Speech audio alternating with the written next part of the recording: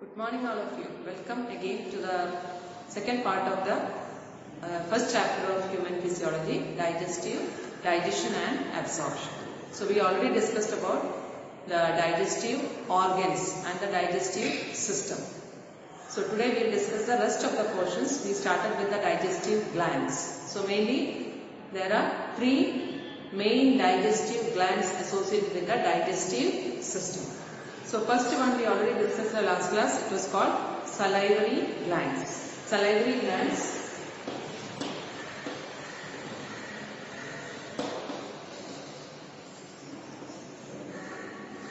liver,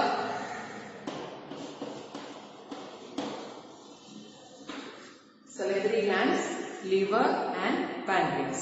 Salivary glands, as you know, they are present inside the oral cavity and they are actually producing a secretion called saliva, which is having a very important role in digestion and also the process of nutrition. So this salivary glands, there are three pairs of salivary glands. Last class we discussed. They are the parotids, submaxillary or sublingual, and the third one and location also we discussed about that, submaxillary or submandibular and the sublinguals under the tongue. So there are three pairs of salivary glands. They produce a secretion, saliva. And this saliva, main function of the saliva is it is concerned with digestion of carbohydrates. So almost 30% of carbohydrate get digested inside our mouth with the help of saliva. And it is also working under a pH of 6.8.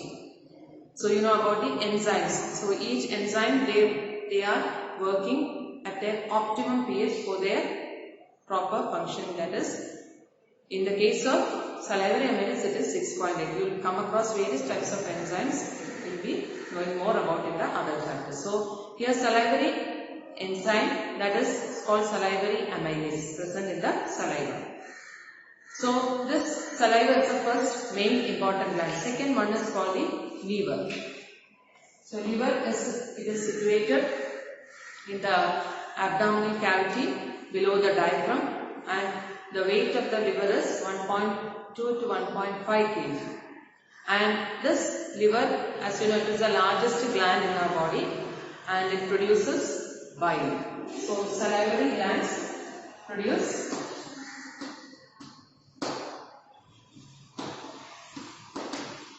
liver produces a secretion called bile, which helps in the digestion of fat.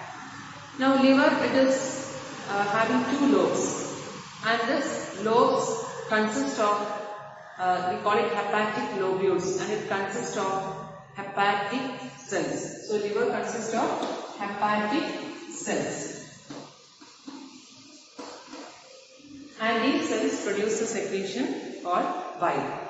And these two lobes are covered by a kind of loose connective tissue called Glissen's capsule.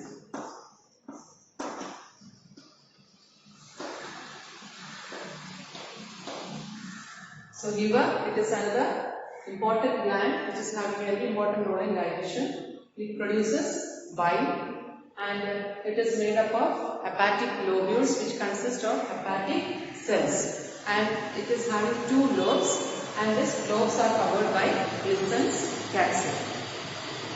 Next one is pancreas. Pancreas is also the third important gland which is having a very important role in digestion.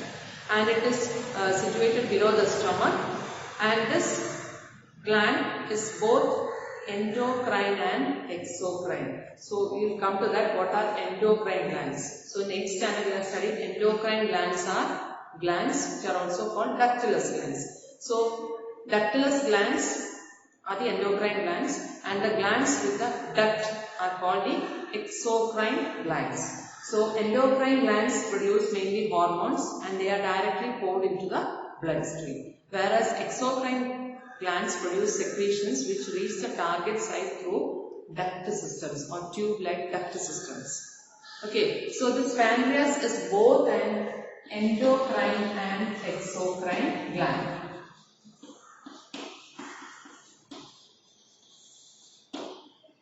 So pancreas is both an endocrine and exocrine gland. Endocrine part of the pancreas is having a function in controlling the sugar level. That is, it produces two hormones, insulin and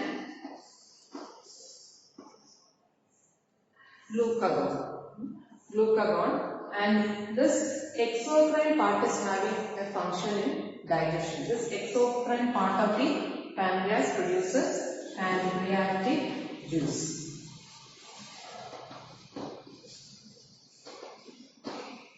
Okay, so pancreas is both endocrine and exocrine gland, or we can call it heterocrine gland. And this endocrine part of the pancreas produces insulin and glucagon, which is having a role in chemical coordination. We will be learning in another chapter. And in this chapter, the role of pancreas as exocrine gland we will be discussing by producing pancreatic juice through the ducts. And through the ducts only we will be reaching the target site. So each hormone has, or each secretion of this has their own sites where it becomes active.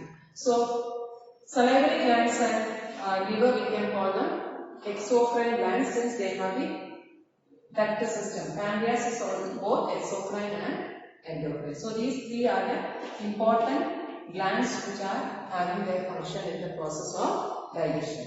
Now we will come to the duct system of these glands. So we have to learn the duct system of liver and pancreas, how they open into the alimentary canal.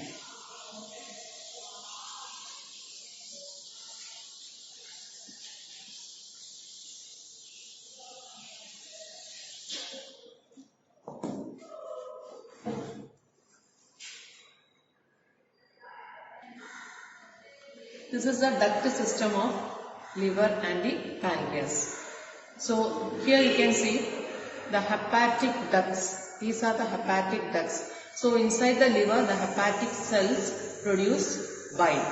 So this hepatic ducts carry this bile, and this is temporarily stored in the sac-like structure. You can see this is called the gallbladder. So the hepatic ducts carry the bile produced by the hepatic cells inside the hepatic lobules. And this hepatic duct carry the bile and it will be temporarily stored in the gallbladder. Now this hepatic duct and the duct of the gallbladder, this is called the cystic duct. This duct is called the cystic duct. So the duct of the gallbladder and the hepatic duct, together they will be joining to form a common bile duct. So hepatic duct and the cystic duct will together form a common bile duct. This bile duct will be passing towards the duodenum. And next you can see near to this is the pancreas. And as I told you, the exocrine part of the cells which function as the exocrine part produce pancreatic juice, which is having a role in digestion. So this pancreatic juice will be carried by the pancreatic duct. So this pancreatic juice will be carried by the pancreatic duct, and together with the common bile duct, you can see here they are joining, common bile duct and the pancreatic duct will together join to form a common duct. This duct is called hepatopancreatic duct. Okay, so this duct is called hepatopancreatic duct. And this hepatopancreatic duct will open into the first part of the small intestine called duodenum. And here also there is a kind of regulation coming. There is a sphincter present here, that is called sphincter of Oddi. So here you can see duct system once more. The hepatic ducts carry the bile from the liver or hepatic cells, and they store this temporarily in the gallbladder. And the hepatic ducts and the cystic duct from the gallbladder together will form the common bile duct, which will carry the bile towards the duodenum. And this common bile duct is joined by the pancreatic duct rising from the pancreas to form the hepatopancreatic duct. This is called the hepatopancreatic duct.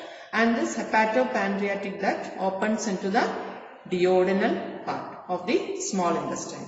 And here there is a sphincter muscle present. It is called sphincter of Oddi, which regulates the opening and passage of bile into the duodenum.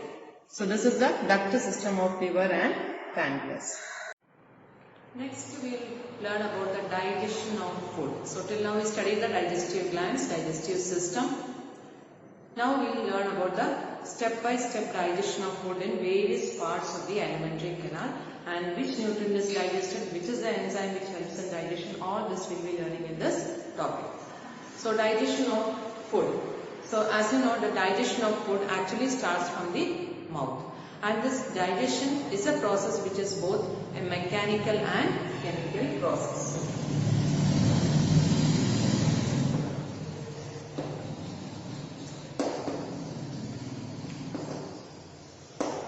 So digestion is both a mechanical and a chemical process. So it actually starts from inside the oral cavity, mouth. So as soon as we take in the food is masticated. So inside the mouth, mainly two things are happening: mastigation of the food, or the chewing or mixing of the food, and also the production of saliva, which helps in swallowing the food. So mastication of the food takes place, and also swallowing of the food takes place. So this mastigation takes place with the help of teeth. So we have studied about there are 4 types of teeth: incisors, canines, premolars and the molars. So here the process of mastigation of food takes place, and then this food is changed into a structure called bolus, and this bolus is actually swallowed, and this bolus is swallowed. So the food is partially digested and it is changed into bolus, and this bolus is swallowed by a process. That process is called deglutition.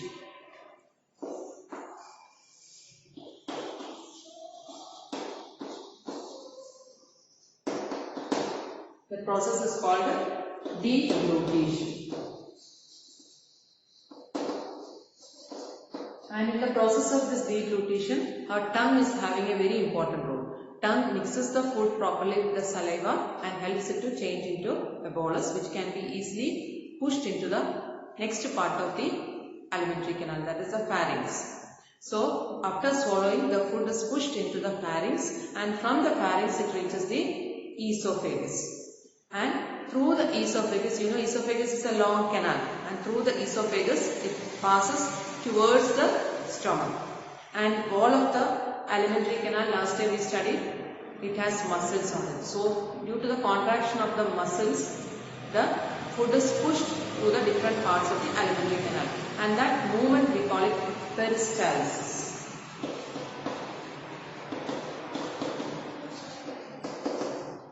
So through the esophagus, due to peristaltic movement, the food is pushed towards the stomach. Now we will see what was there inside the mouth. Inside the mouth, saliva was produced. What is the composition of saliva? So saliva actually contains enzyme. Saliva contains an enzyme called salivary amylase.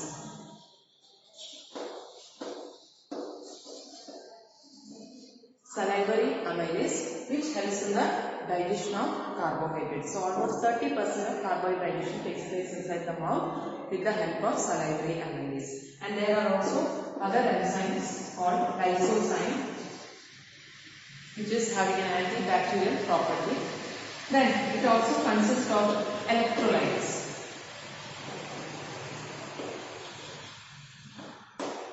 Salts like sodium and all.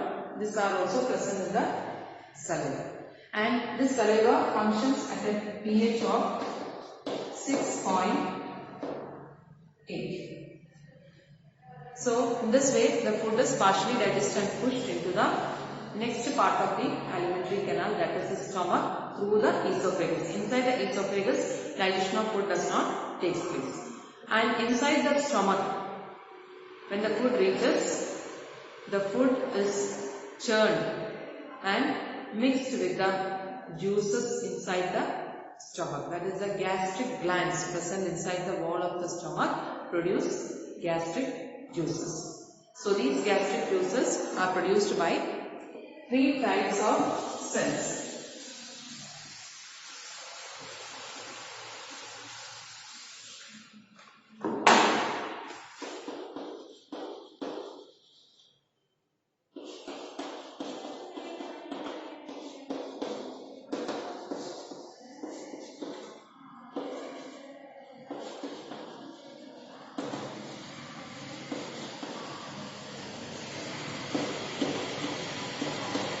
So these 3 types of cells are present in the wall of the stomach. Mucous neck cells, which will produce mucus. Peptic or chief cells produce an inactive enzyme called pepsinogen. And parietal or oxalic cell produces HCl, hydrochloric acid, plus an intrinsic factor needed for absorption of vitamin B2. So the wall of the stomach. So innermost layer, it is consists of the gastric glands. These are made up of the following cells, which will produce the gastric juice.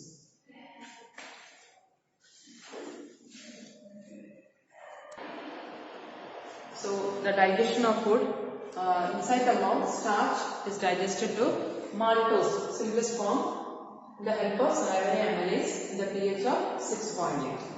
Now let us watch a video on this digestion of food. So digestion of food in humans. So digestion is a very important process, just like many other processes which we have learned, other systems which we have learned. Respiratory system, the process of respiration, it is very important. Just like that, digestion is also a vital process happening in our body.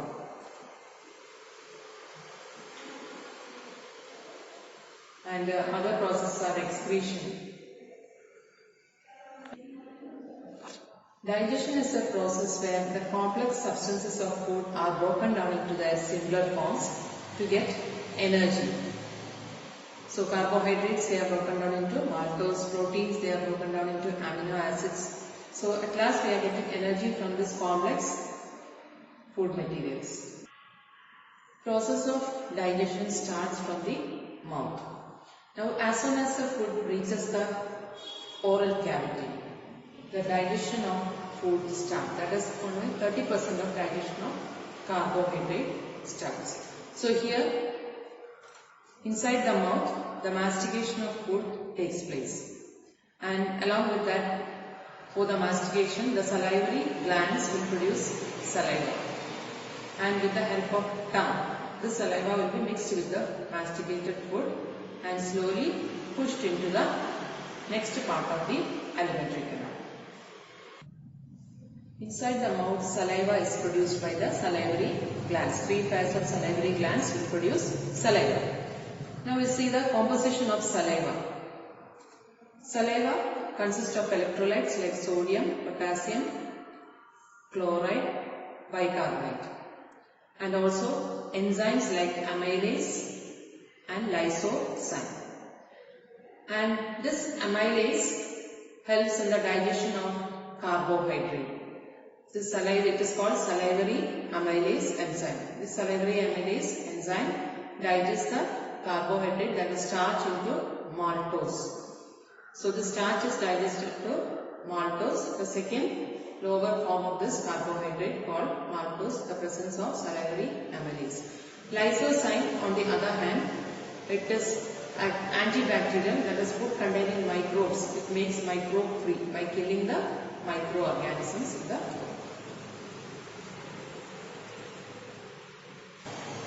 Now when the saliva is masticated with the food is masticated with the help of saliva, salivary glands produce saliva, and the food is partially digested and changed into bolus. You can see the bolus there. This bolus is swallowed or by the process called deglutition. It is pushed into the pharynx. So the formation of the bolus, and this bolus is slowly pushed into the next part of the alimentary canal. And you can see that epiglottis, which covers the glottis, and the food passes into the esophagus. So esophagus is a long tube-like structure and the food is passing through the esophagus by the movement of the muscles, and that movement is called peristalsis. So by peristaltic movement the food is pushed into the stomach. The food from the esophagus passes into the next part called the stomach, and the opening of the esophagus to the stomach is guarded by gastroesophageal sphincter. You can see the gastroesophageal sphincter which conveys the bolus into the stomach. Now as the food reaches the stomach, the bolus reaches the stomach. Inside the stomach, gastric juices are secreted by the wall of the stomach. Now this gastric glands of a stomach consist of 3 types of cells: mucous neck cells which secrete mucus, chief cells or peptic cells which secrete pepsinogen, parietal cells or oxyntic cells which secrete HCl, and intrinsic factor which helps in the absorption of vitamin B12. So mucous neck cell secretes mucus. Mucus, the function is it protects the gastric inner lining of the stomach from the effect of the HCl, hydrochloric acid, produced by the parietal cells. And this parietal cell secretes HCl. This chief cell secretes pepsinogen. So I told you 3 types of cells are there which line the gastric glands, that is neck cells. Mucous neck cell produce mucus, parietal cell secrete HCl, chief cell secretes pepsinogen. So these 3 have their own functions in the stomach. The pepsinogen is an inactive form of protein digesting enzyme which is in an inactive form. This pepsinogen is converted to active form called pepsin in the presence of HCl. So pepsinogen is converted to pepsin in the presence of HCl. Now you can see the food in the stomach. So the bolus reaches the stomach. Inside the stomach, the food undergoes churning and digestion with the help of pepsin. So the bolus now changes to inside the stomach. The food is now called chyme, C-H-Y-M-E, chyme, the partially digested food inside the stomach. So the mucous neck cell produces mucus and the HCl is produced by the parietal cells. This pepsinogen is produced by the peptic cells. Pepsinogen gets converted to pepsin. Pepsin is a protein digesting enzyme. This pepsin starts digestion of protein, and the HCl acts against the harmful microorganisms, and the mucous neck cell produces mucus which protects the inner wall of the stomach against the action of HCl. After that, the food called chyme, partially digested food in the stomach called chyme, passes into the next part of the alimentary canal through the pyloric sphincter. Now we can see the HCl produced inside the stomach, and in the presence of HCl, pepsinogen gets converted to pepsin. So pepsin is the protein digesting enzyme.